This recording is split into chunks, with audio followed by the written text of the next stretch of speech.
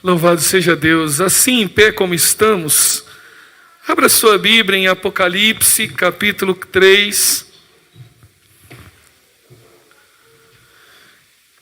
E nós vamos dar continuidade à série de mensagens que eu tenho pregado sobre se preparando para os últimos dias. Um alerta às cartas de João a Apocalipse.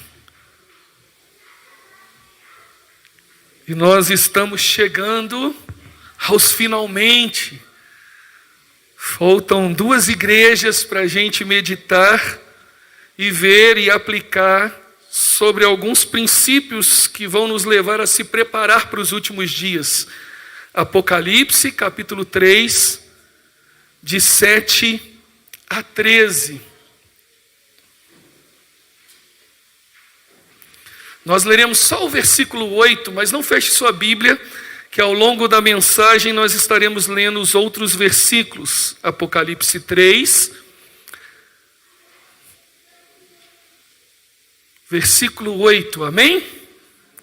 Diz assim: conheço as suas obras, eis que coloquei diante de você uma porta aberta que ninguém pode fechar.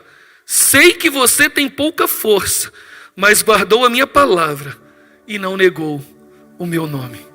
Baixe sua cabeça. Pai, graças te damos nessa manhã maravilhosa. Obrigado, Deus, por tudo que o Senhor já falou ao nosso coração. Obrigado, ó Pai, pelos louvores de adoração e gratidão ao teu nome. Obrigado, Senhor Deus, porque podemos experimentar, ó Pai, da tua presença manifestada na tua igreja. Por isso, Pai, fala ao nosso coração. Fala, Senhor Deus, a tua igreja com propriedade. Que eu seja só um canal, um instrumento em tuas mãos. Que a tua palavra, que é viva e eficaz, alcance, ó Pai, o mais íntimo de cada vida aqui, ó Pai. Que eles não saiam daqui achando que o Senhor não falou com eles. Assim como o Senhor falou profundamente ao meu coração, fala a tua igreja. Em nome de Jesus. Amém, amém. Podeis sentar, meus queridos.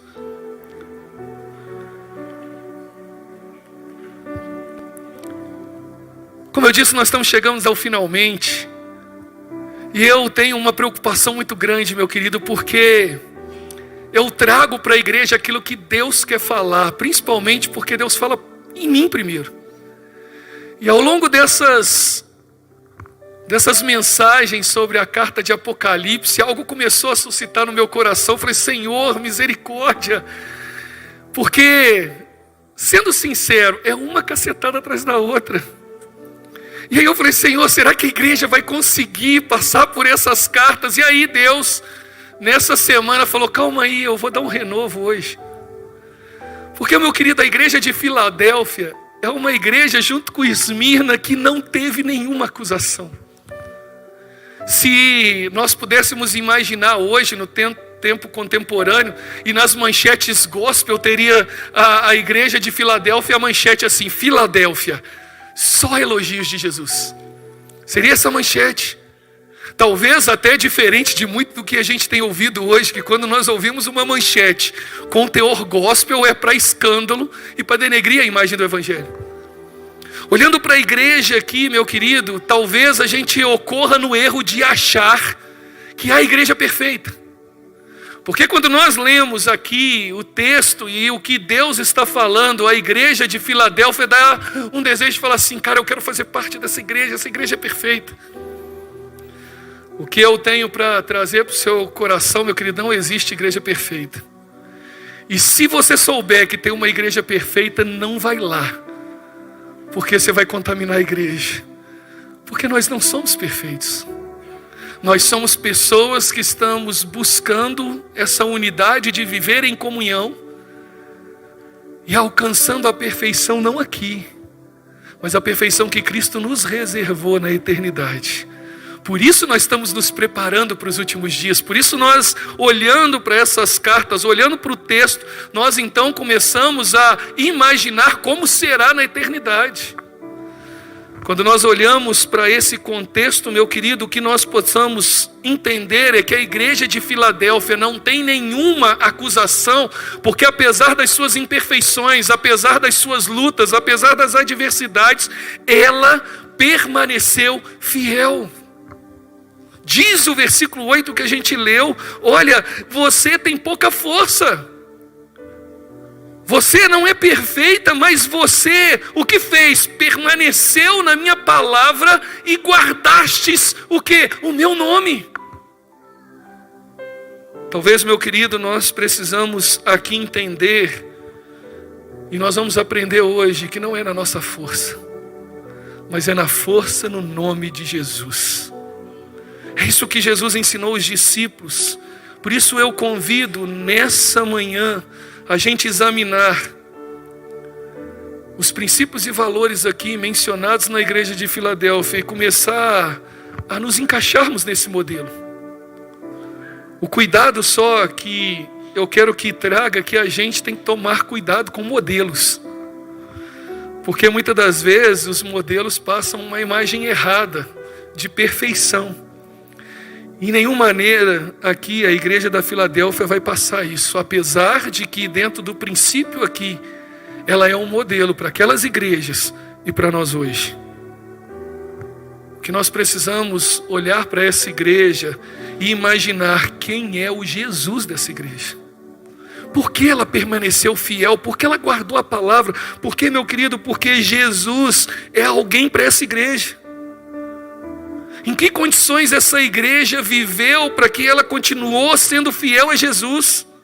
Quais são as lutas e crises que ela enfrentou para que a gente, nas nossas lutas e crises, possamos olhar para essa igreja e enfrentar como ela enfrentou sendo fiel a Jesus? Como então nós podemos pegar esses princípios e valores e aplicar na nossa vida, entendendo que o Senhor olha pelas nossas vidas, apesar das nossas imperfeições, Ele deseja que nós permanecemos fiéis a Ele. Filadélfia ficava num ponto estratégico. Essa cidade, ela passava numa rota do Império Comercial de Roma. Era chamada o Portal do Oriente. Todas as riquezas passavam por ali. Era também conhecida como a Pequena Atenas, porque tinha um templo ali de adoração a Atenas.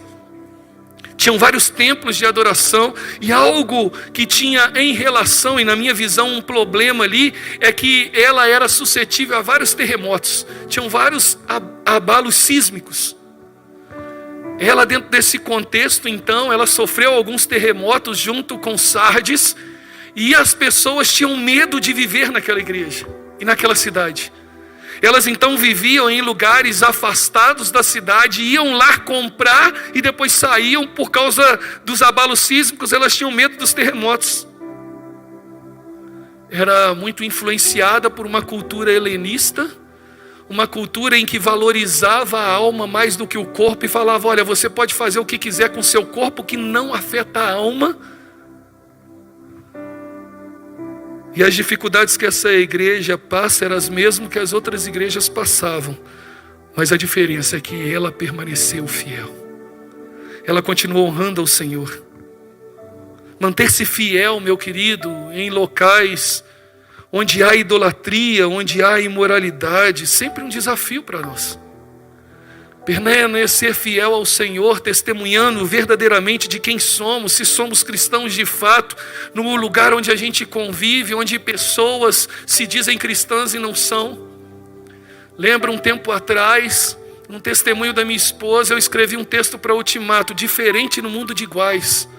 Numa época em que todo mundo estava dizendo que era cristão, mas na prática não eram cristãos de verdade, eu escrevi esse texto para a revista Ultimato, dizendo que nós tivemos o desafio de ser diferente no mundo de iguais, onde jogadores, celebridades, tudo dizendo que era evangélico, todo mundo dizendo que era cristão.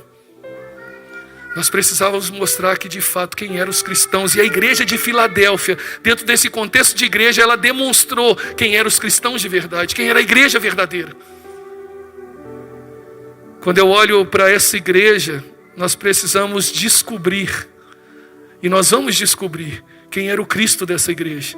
e como ela servia esse Cristo. Por isso, meu querido, a primeira coisa que está aí no texto, nós precisamos confiar que quem cuida da igreja é Jesus. Olha o que diz o texto, versículo 1. Ao anjo da igreja em Filadélfia escreva: essas são as palavras daquele que é santo e verdadeiro, que tem a chave de Davi. O que ele abre ninguém pode fechar, e o que ele fecha ninguém pode abrir. Meu querido, Jesus trabalha com símbolos, sempre trabalhou com símbolos e parábolas. Deus trabalhou com símbolos no Antigo Testamento. E agora Deus, então, ao manifestar a presença dele na vida de João, para levar a mensagem à igreja, João traz aqui princípios e símbolos de linguagens anteriores, mas que se fundamentam agora. Jesus aqui se apresenta à igreja como santo. E santo, meu querido, nós sabemos que só Deus é santo. Mas Jesus, ao se apresentar como santo, Jesus está dizendo que aqui Ele é a referência de caráter, Ele é a referência de ações, e Ele é a referência de propósito. Como aquele que é santo, Ele é separado de modo singular de todas as outras coisas, de todas as outras pessoas. Só Ele é santo, e por Ele ser santo, só Ele podia julgar o pecado. Nós aprendemos isso como Cristo sendo examinador. É Ele que tem toda a autoridade para examinar, porque Ele é santo. E o mais interessante é que Ele veio como homem sendo igual a nós, mas o que difere é que Ele não pecou. Dizendo para aquela igreja de Filadélfia que apesar das lutas e das tribulações, apesar de todas as dificuldades, nós podemos vencer o pecado com a ajuda de Cristo Jesus, porque Ele é santo. Mas além de santo, o texto também diz que Ele é verdadeiro. Ele está dizendo que Ele é autêntico.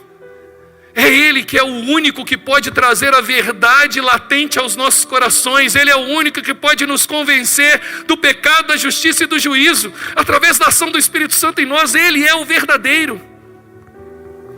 Meu querido, naquele tempo havia templos e mais templos de vários deuses, mas a igreja de Filadélfia, apesar de, no meio que estava inserido de idolatria, a igreja de Filadélfia apresentava o único Deus verdadeiro.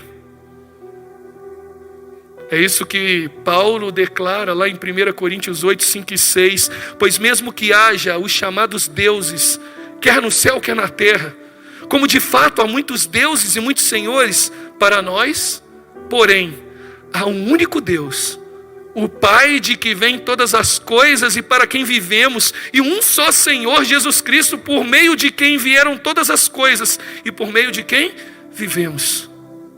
Cristo continua sendo o Senhor da igreja, quer você queira, quer você não. Ele continua sendo o Senhor da igreja, Ele é o verdadeiro. Por isso, meu querido, não tenho vergonha nenhuma que se você quiser vir e questionar a palavra de Deus, ou questionar as minhas mensagens diante da palavra de Deus, eu humildemente reconheço o seu errar, porque quem é verdadeiro é o Senhor Jesus, e eu apresento a verdade conforme a palavra, apresentando Cristo. Porque eu posso falhar, mas aquele que eu sirvo não. Ele é fiel, e Ele é verdadeiro, Ele é santo. E além disso, diz o texto que Ele tem as chaves de Davi. Esse texto, meu querido, traz uma representação lá em Isaías 22. Depois em casa você dá essa leitura.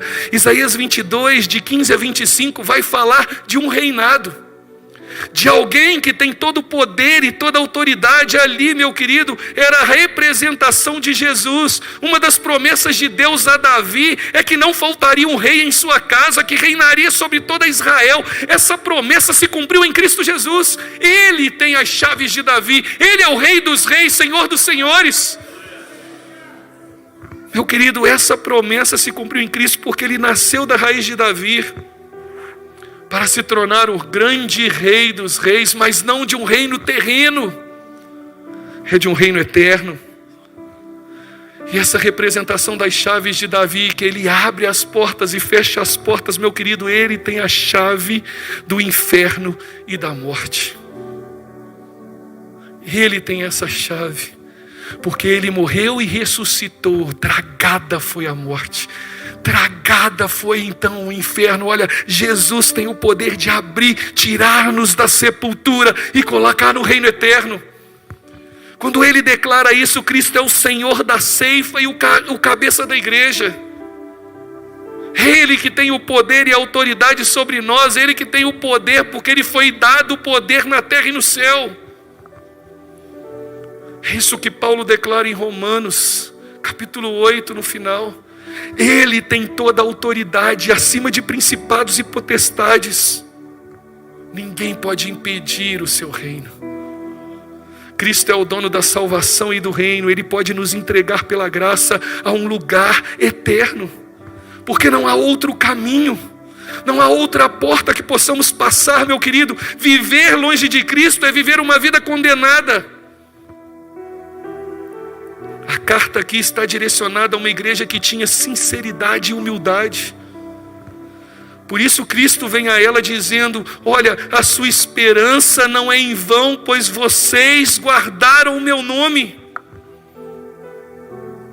O que Jesus traz para nós, meus queridos, é que não há como alcançar salvação pelos nossos méritos. Não é na nossa força, é na força de Jesus. Ele é o santo, Ele é o verdadeiro. Somente Ele pode nos ajudar a não cair em tentação. Somente o Espírito de Deus em nossa vida nos concede graça, nos livrando da condenação do pecado. O nosso papel é buscar a face de Jesus, estarmos firmados nele. E a segunda coisa que Filadélfia nos ensina é que nós precisamos reconhecer de onde vem a nossa força. Versículo 8 diz: conheço as suas obras. Eis que coloquei diante de você uma porta aberta que ninguém pode fechar. Sei que você tem pouca força, mas guardou a minha palavra e não negou o meu nome. Meu querido, antes de falar sobre as obras de Filadélfia, Cristo demonstra a natureza da sua carta, encorajando uma igreja que tinha pouca força, mas que era forte porque confiava no Senhor. Nós precisamos entender, meus queridos, que com pouca força, a nossa força vem do Senhor. A igreja se sustenta porque a presença do Senhor é manifesta na sua igreja. Quando nós entendermos isso, meu querido, nós vamos entender que o contexto da igreja de Filadélfia é uma igreja pequena. Uma igreja sitiada e rodeada por idolatria. Uma igreja que provavelmente não era uma igreja tão rica como nós vamos ver domingo que vem sobre Laodiceia. Mas era uma igreja que era rodeada de pessoas com um poder aquisitivo baixo e às vezes até tinham escravos ali. Não tinham tamanha influência política nem social, mas ela guardava a palavra de Cristo e não negava o nome de Jesus. O que ela nos ensina, meu querido, que nós podemos ser pequenos em tamanho e em força, mas nós podemos ser grandes em poder e fidelidade. Nós podemos escolher coisas pequenas e fracas, mas Deus diz que é essas que Ele escolhe para envergonhar os fortes. A igreja pode ser fraca, mas seu Deus precisa ser onipotente. A nossa força não vem de fora, a nossa força vem de dentro. O poder do Espírito Santo de nós, que é o selo que nos ajuda a vencer e a lutar com fidelidade e com honestidade ao Senhor. A nossa força vem do Senhor. É Ele quem nos capacita para vencer o mal. O poder do Senhor aperfeiçoa a nossa fraqueza, porque quando estamos cheios de nós mesmos e da nossa força, temos apenas aquilo que podemos gerar sozinho. Meu querido, isso é inútil, isso é débil. Mas quando nós reconhecemos que somos fracos, o poder de Deus nos dá força e nos capacita a vencer. Aqui diz o texto que a porta que Cristo coloca é a porta da salvação.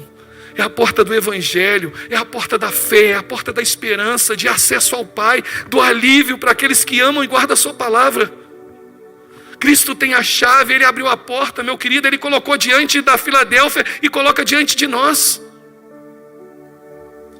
O engraçado é que o próprio Jesus exemplificou que porta é essa. Lá em Mateus 7, 13 e 14 ele diz: entre pela porta estreita, pois larga é a porta e amplo é o caminho que leva à perdição. São muitos que entram por ela, como é estreita a porta, apertado o caminho que leva à vida. São poucos que vão entrar por esse caminho. Essa é a porta que Cristo abre, mas também que Cristo fecha. Isso diz que Ele colocou diante da igreja e diante de cada um de nós uma porta de salvação. Mas essa salvação, ela tem um limite, porque o próprio Cristo vai fechá-la. E não vai haver mais solução para aqueles que não entrarem por essa porta. Foi isso que aconteceu no tempo de Noé. Noé avisava, olha, vai chover, olha, o dilúvio vem, vai destruir, e a porta estava aberta, mas quando o dilúvio veio, a porta se fechou, Noé tentou abrir, ele não conseguiu, porque o Espírito do Senhor fechou a porta.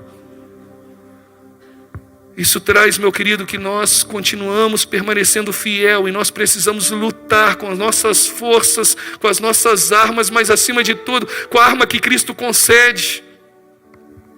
Nós precisamos falar do Evangelho que abre a porta, mas também do Cristo que fecha a porta. Essa porta está aberta, mas vai se findar, mas hoje ela continua aberta, porque o reino já está entre nós. A porta está aberta porque Jesus veio e abriu. Por isso, meu querido, tome cuidado quando você ouve falar de um universalismo. Que todos os caminhos levam a Deus, que todos serão salvos. Essa semana eu ouvi de alguém que falou assim, não, isso é invenção da teologia. Tudo vai terminar em pizza. Depende de onde ele vai comer a pizza. No céu ou no inferno. Pode ter pizza, quem gosta. Nós precisamos entender que ambas as portas estão abertas, estão convidando as pessoas. Mas a porta estreita é difícil de entrar, porque precisa haver renúncia. A igreja de Filadélfia renunciou os prazeres daquele mundo para permanecer fiel à palavra do Senhor, para guardar o nome do Senhor, porque ela tinha certeza. E a última coisa que Filadélfia nos ensina é que nós precisamos confiar em quem nos garante a vitória. Jesus é o Senhor que abre a porta e que fecha a porta, e Ele diz aí no versículo 9 a 11, vejam o que farei com aqueles que são sinagoga de Satanás e que se dizem judeus e não são, mas são mentirosos. Farei que se prostrem aos seus pés e reconheçam que eu amei você, visto que você guardou a minha palavra de exortação à perseverança, e também guardarei na hora da provação que está para vir sobre todo mundo, para pôr à prova os que habitam na terra. Venho em breve, retenham o que você tem, para que ninguém tome a sua coroa. Jesus, meu querido, aqui está se referindo aos falsos judeus convertidos que estavam na igreja, que ali naquele momento, com o legalismo, eles perseguiam os cristãos. Jesus está dizendo que não é que nós seremos adorados e que nós seremos vangloriados. Não, meu querido, está dizendo que por causa da nossa fidelidade, eles vão reconhecer que o Deus que nós servimos é verdadeiro, que o Deus falso que eles estavam vivendo, eles vão reconhecer e vão se prostrar diante da autoridade de Jesus sobre nossa vida. Cristo está dizendo, meu querido, que Ele vai vencer, e que junto com Ele nós venceremos. Quando Ele vir buscar a sua igreja, todos irão se prostrar diante dEle, e nós estaremos ao seu lado. A nossa honra é saber que Cristo nos ama, saber, como Paulo declarou em 2 Coríntios 10, 17 e 18, contudo, quem se gloriar, glorie no Senhor. Pois não é aprovado quem a si mesmo se recomenda, mas aquele quem o Senhor recomenda. Nós precisamos entender que, olha, esse espírito de humildade precisa permanecer em nós, como permaneceu na igreja de Filadélfia. Porque quando Cristo vencer, nós seremos convidados para sentar na mesa, no banquete que Ele tem preparado para nós. Apesar da igreja de Filadélfia ter pouca força, ela encontrou força na palavra do Senhor. E essa força que deu a capacidade dela vencer, Cristo então diz a ela que sua perseverança na palavra seria recompensada. Pois o próprio Cristo ia guardar elas das tentações. Isso não significa que ela não passaria por elas, mas ela não passaria sozinha. Cristo ia guardar e não ia deixar ela cair. Meu querido, é engraçado que esse texto é tão real, presente para eles naquela época, como é presente para nós hoje. Naquela época houve uma perseguição tão feroz do imperador Domiciano. Os cristãos eram denunciados e entregues aos romanos. Qualquer pessoa que fosse presa teria que negar a Jesus, senão seria exilado e morto. Esse é o contexto do próprio João. João estava exilado na ilha de Pátimos, então ele escreve a visão que Cristo lhe dá, falando para aquela igreja perseverar e não negar o Senhor. E eles estavam sendo guardados e fortalecidos, conservados, firmes para alcançar aquilo que eles almejavam. Cristo declara que a coroa deles não seria tirada.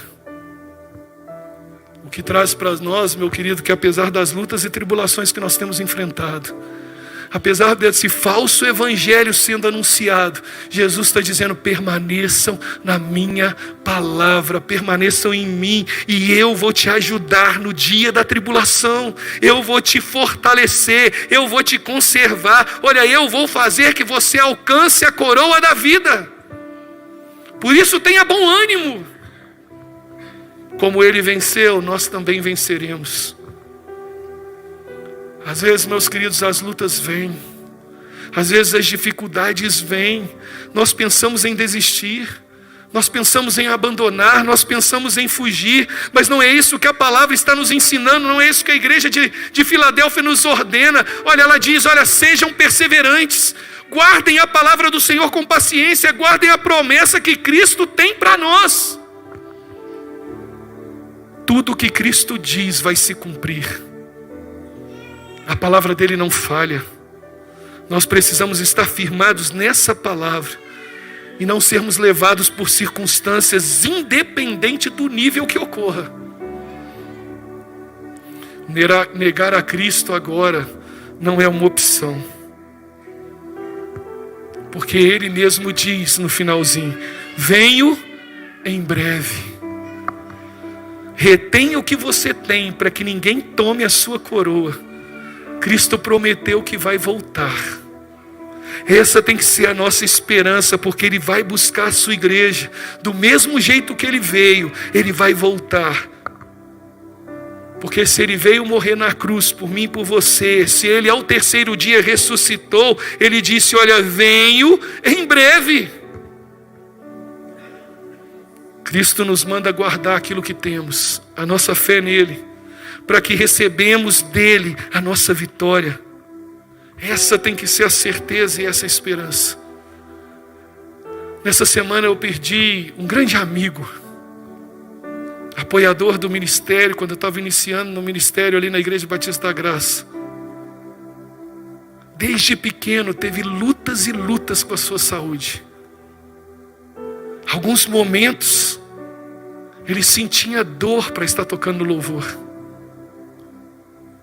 Ele tinha várias convulsões. Uma viagem que ele fez com a sua família, ele caiu, se machucou feio, que deslocou o ombro e não podia fazer cirurgia pela condição dele.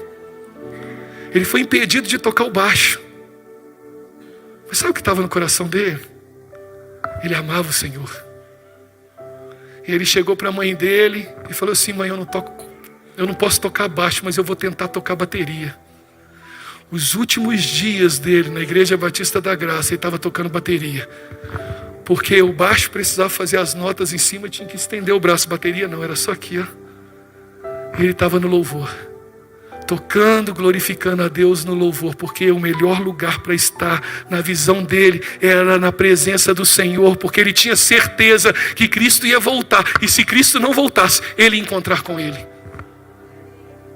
Quando nós chegamos no velório, não cabia de pessoas que foram impactadas com a vida dele. Alunos da faculdade, amigos, familiares. Mas uma coisa que me chamou a atenção foi a filha dela de 11 anos. 11 anos, 39 anos. Deixou uma esposa e uma filha de 11. Quando eu abracei a Emanuele de 11 anos, abracei filha, abracei e falei: ô Emanuele, Deus conforte o seu coração. Ela falou assim: eu sei, pastor, que ele está melhor do que nós. Papai sempre falou que eu tinha que aproveitar o tempo que ele estivesse aqui na terra, porque um dia o Senhor ia levá-lo. Não tinha maior fé do que essa, meu irmão. Nós podemos colocar tudo no coração dos nossos filhos. Nós podemos colocar o que nós quisermos. Mas uma coisa nesse velório eu aprendi com aquela criança de 11 anos. Não há nada mais poderoso do que colocar a presença de Jesus no coração de alguém.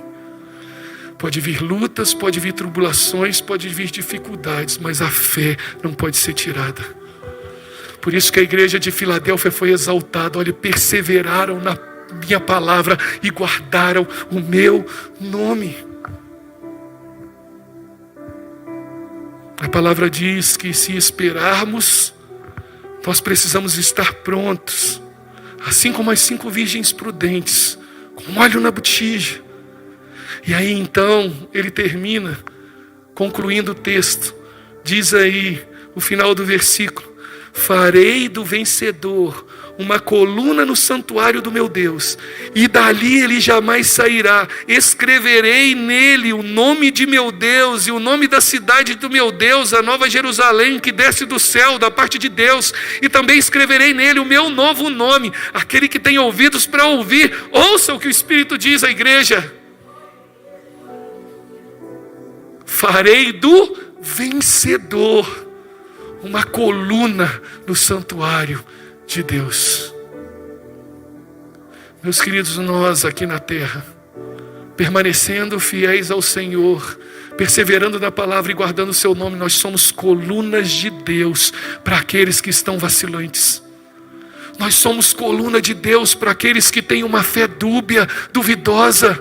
Nós somos colunas de Deus para aqueles que começam a negociar com o mundo, dizendo que é possível viver um cristianismo meia boca. Diz o texto que ao vencedor eu farei ele como coluna. Nós testemunhamos com a nossa vida que é possível ser fiel e perseverar, cumprindo a palavra de Deus em nossa vida, mas também nós testemunhamos do juízo de Deus. Porque a coluna é sustentação. A coluna sustenta a salvação, mas também coluna sustenta o juízo de Deus. Porque a porta ainda está aberta. E é interessante, meu querido, que para aquela igreja e para aquela cidade, falar sobre coluna era algo muito peculiar e presente. Porque se era um lugar que vivia de terremotos, todas as colunas eram o quê? Destruídas e derribadas. E Deus está dizendo que eu te faço coluna que ninguém pode destruir. Meu querido, permanecer fiel é uma coluna inabalável. Se uma igreja fiel e verdadeira é um grande desafio em meio a tantas adversidades que a gente tem encontrado. Mas o meu consolo, o nosso consolo é que podemos confiar no Senhor da igreja. Nós podemos confiar que Ele nos fará vencer. Cristo sofreu o que era para nós. Cristo sofreu o nosso castigo para que a gente pudesse viver com Ele em glória. Ele nos capacita. Ele nos direciona, é nele que devemos viver e é nele que nós devemos proceder. Cristo é quem nos mune de tudo que precisamos para vencer, porém nós precisamos estar nele para que vençamos e não venhamos nos desviar. Porque o texto também declara que Ele escreverá os nossos nomes no livro da vida. Nós teremos um novo nome. Nós teremos uma nova cidadela. Aqui nós somos peregrinos, mas há um lugar reservado para mim e para você. Basta aprendermos como a igreja de Filadélfia, a quem nós podemos recorrer, quem é que nos dá força e quem é que nos dá vitória. Esse é o Senhor, fiel, santo e verdadeiro. Que como a igreja de Filadélfia nós possamos confiar que Jesus Cristo é quem nos sustém e que tem cuidado de cada um de nós. Esse é o meu desejo. Essa é a minha oração nessa manhã para mim e para você, em nome de Jesus. Coloque-se de pé no seu lugar.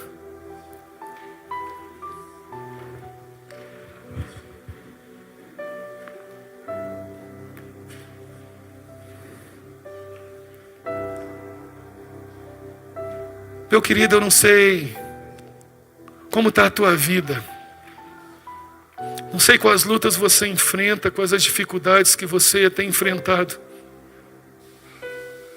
Muitas das vezes nós temos algumas pessoas nem imaginam ou possam imaginar.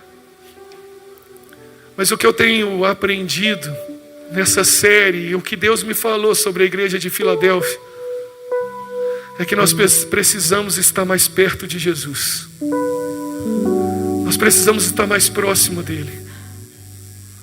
Porque estamos próximos dele, é ele que vai nos suster, é ele que vai nos acolher, é ele que vai nos dar força para resistir os dias maus. E nesse momento, meu querido, Deus está te dando uma oportunidade de um renovo com ele. Ele elogiou a igreja de Filadélfia porque, apesar de fraca, como nós somos fracos, Deus entende, Deus conhece. Sabe muitas vezes que os nossos pés vacilam, sabe que a nossa fé muitas vezes oscila, mas Deus está te chamando para se fortalecer nele. Deus está te chamando para que a sua fé seja uma fé robusta, para que você seja uma coluna de Deus na Igreja Batista Central, em Itabira, no lugar onde você está inserido, na sua família, na sua casa, para o seu marido, para o seu filho, coluna de Deus. Mas Deus pede para que, como a igreja de Filadélfia, você precisa dar um passo de fé.